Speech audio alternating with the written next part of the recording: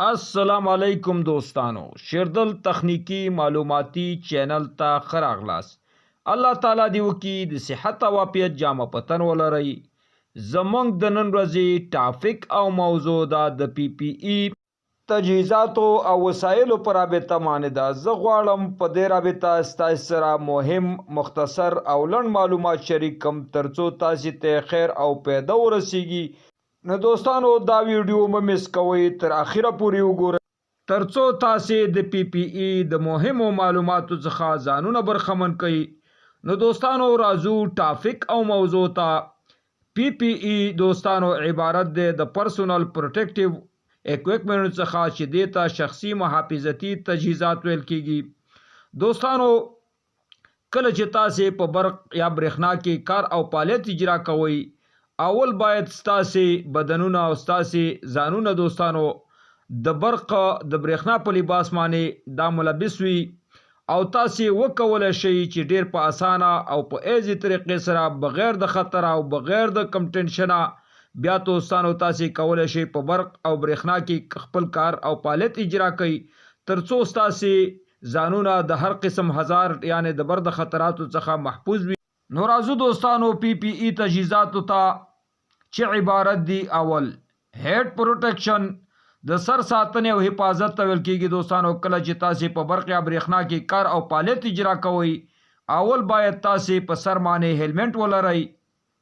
دوهم ای پروټیکشن د سترګو حفاظت او ساتنې ته ویل کېږي. دوستانو تاسو باید په سترګو باندې عینکې یا چشمې ولرئ.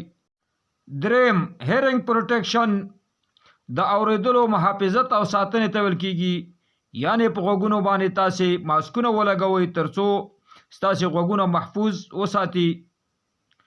څلورم فال پروټیکشن تاسو باید دوستانو په خپل ملاګانو باندې کمربندونه ولګوئ کله چې تاسو لوړ ځای ته خېږئ ترڅو ستاسو د راغورځېدو څخه مخنیوي او ساتنه وکړي. پنځم ریسپیریټور تنفسي محافظت او ساتنه کله چې تاسو په برق یا برېښنا کې کار او فعالیت اجرا کوئ باید په خوله باندې ماسک ولګوئ.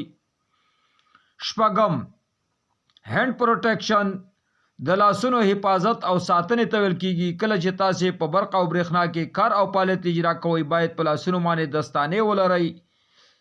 اووم ویزیبیلیټي جاکټ کله چې دوستانو تاسو په یو ساحه کې کار او فعالیت اجرا کوئ نو باید تاسو ویزیبیلیټي جاکټ واغوندئ ځکه چې هغې باندې یو داسې پټۍ لګېدلې چې هغه شعاع کوي. کله چې د لمر وړانګې یا د ګاډي د لیټ وړانګې په دې باندې ولګي نو هغه ځلا کوي چې وړاندې نه دوستانو تاسو خلک ویني چې دلته برقي کارکوونکي دي او هغه کار او فعالیت اجرا کوي.